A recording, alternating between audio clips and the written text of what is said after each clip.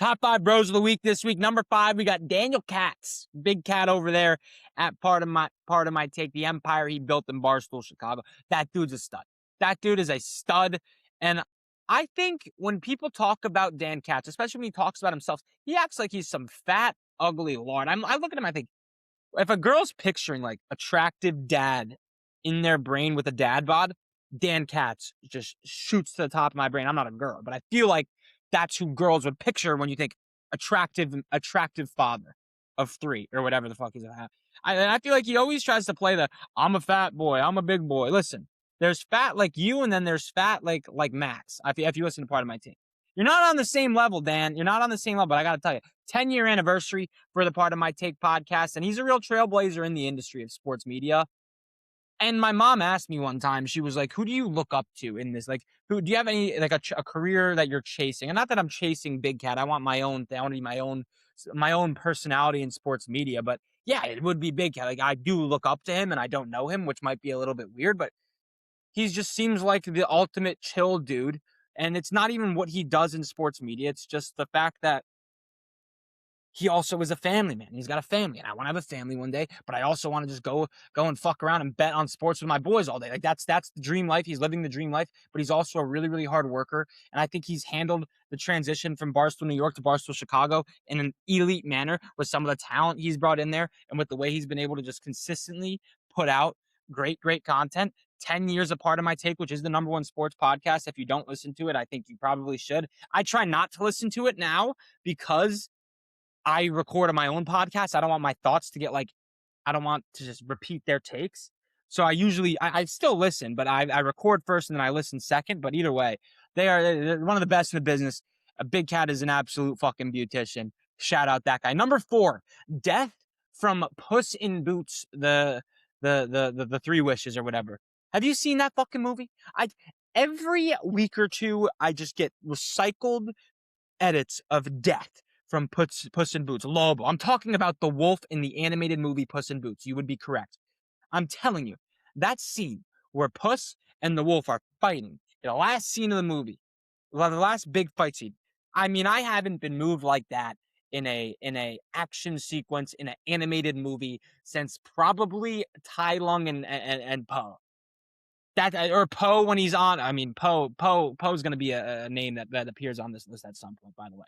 Or Poe and whatever the bird is that he fought when he's all zen and he's literally catching cannonballs. Like that's the level of aura that this fight had with Puss in Boots. So Death from Puss in Boots. That guy's fucking unbelievable. Number 3, we talked about him earlier. Brett Veach is just an absolute bro, dude. I could have put Les Snead on here too. I mean, both of them are just the best in the business, and that's got to be such a fun job if you're good at it. Just being a GM. Yeah, I'm a GM. I was out. I got promoted because I told I told them to trade up for fucking Patrick Mahomes. Yeah, it's got to be a fun talk about ensuring job security, right? That's got to be such a fun job. Yeah, I'm a GM, but I have 3 fucking rights. So I probably have the longest leash in the fucking world. Like, these guys just spend their life playing franchise mode. And they're fucking good at it. Talk about dream job. I talked about Big Cat. That would be a close second. I literally applied to be an analytics intern with the New York Jets. They were looking for applicants. I applied. And I wrote it on my cover letter. This is the only job I would take that would steer me away from being the next Pat McAfee, Dan Cat Portnoy cut from that. This was the only job I would take. They didn't get back to me. Common Jets L. I mean, are you surprised? I mean, that's such a fucking layup. There's not a single person on the planet that would work harder as an intern at any level in that Jets organization to try and put their best foot forward into bringing that team a championship than me, and they just fucking disregarded it. Common Jets L. Not worried about it. I will forgive them when they reach out to me in a few years. But I would rebuild that team. I would do everything I fucking could to make sure that team gets to the pinnacle if I got my foot in the door there. Fucking idiots for not getting back to me. They could have paid me. I would have paid them. I would have paid them. That's how much I care about that football team. They just fucking nothing. Whatever, dude. Go fuck yourself. John Carricow at number 2. That is the CIA agent. Holy fuck, does that guy have some stories, and does that guy have the ability to tell stories? Unbelievable stuff. Every single time I see him on my For You page, it is a must watch.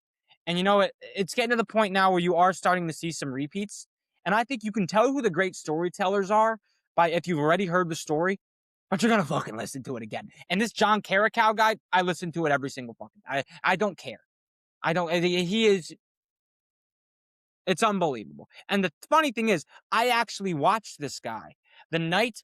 I think it was Monday Night Football. Eagles, Chargers. The Chargers won the game. Jalen Hurts had a bunch of turnovers. That night, I was at my friend's house. We started watching an interview with this guy. It was like answering questions or whatever, and you've seen it get clipped. But that was like in December, and now he's going viral. And I was like, dude, we literally watch this guy all the time. The CIA whistleblower, fucking all time. That guy needs to be on here. What a fucking beast. Number one, Garrett fucking Wilson. And dude, some fucking clown had the audacity to swipe up on my story and go top 5 at what? It was a video of Garrett Wilson getting open and his quarterback selling because he is unbelievable. And I understand top 5 Garrett Wilson is a hot take, but I will stand on that take. And that's not the point. I'm not going to get into the whole Garrett Wilson spiel right now. But this fucking clown had the audacity to say the highest he is 10. Are you fucking stupid? He said Chris Olave. He was listing players better than Garrett Wilson. And Chris Olave's name got mentioned before not even Garrett, before Malik fucking Neighbors.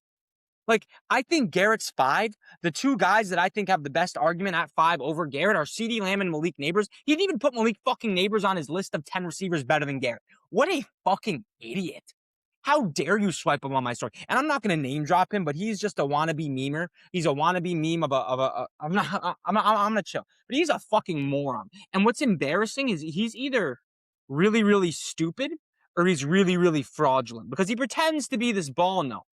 And he was like, I said, name me one thing that Tyler Shuck does better than Garrett Wilson. And he goes, not Tyler Shuck, excuse me, Chris Olave does better than Garrett Wilson. And he goes, he finds a way to produce in a bad situation.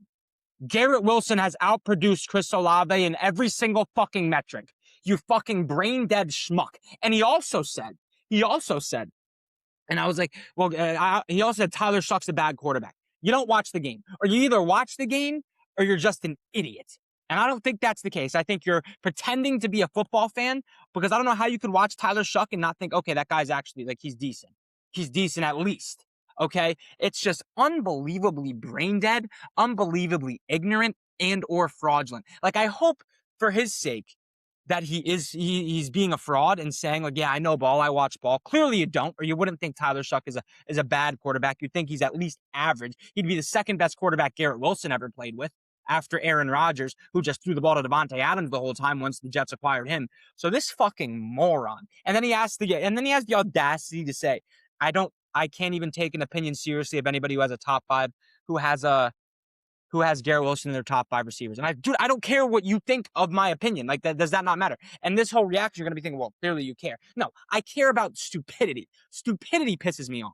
Not that this fucking guy was trying to make things personal because he realized I backed him into a corner and he had no real rebuttal. But it's just the fact that you could throw Chris Olave's name ahead of Garrett Wilson, and this is not the rain on Chris Olave show. I believe in Chris Olave. I think Chris Olave is a great receiver. But the fact that you named 10 receivers better than Garrett Wilson and Malik Neighbors' name wasn't on the fucking list, that's like the main argument. I think it's Malik, CeeDee, Garrett for that 5 spot. And you threw Chris Olave's name in the mix over Malik Neighbors? Drake London? What are we doing here, man? And Drake London's a good player, but there's levels to this fucking thing. And what it is these people that talk about football get so caught up in fantasy football land that they just see numbers. They just see, oh, this guy scored more fantasy points than this guy, so this guy's definitely a better football player. When that is nowhere near the fucking truth. Look what Justin Jefferson did this year with garbage quarterback play. Garrett Wilson had that type of quarterback play his first 2 seasons in the year. 1,100 yards, 1,000 yards, okay? Like, you're fucking idiot. Stay the fuck out of my DMs if you're going to say some dumb shit like that and expose yourself as a real non-ball watcher or a real non-ball knower. Because if you watch football and come to the conclusion that one, Tyler Shuck's a bad quarterback, you're a fucking idiot. Or if you come to the conclusion that Chris Olave is better than Garrett Wilson, you're also a fucking idiot. So I think you just don't watch the sport and you're claiming that you do. However, you could also watch the Saints and just not watch the Jets, because who would watch the Jets? And that's fair. That's why I think a lot of people underrate Garrett Wilson, because he's on the fucking Jets. Nobody wants to watch bad football that's not a Jets fan. I understand that. Even I don't want to watch Jets football. I like to torture myself.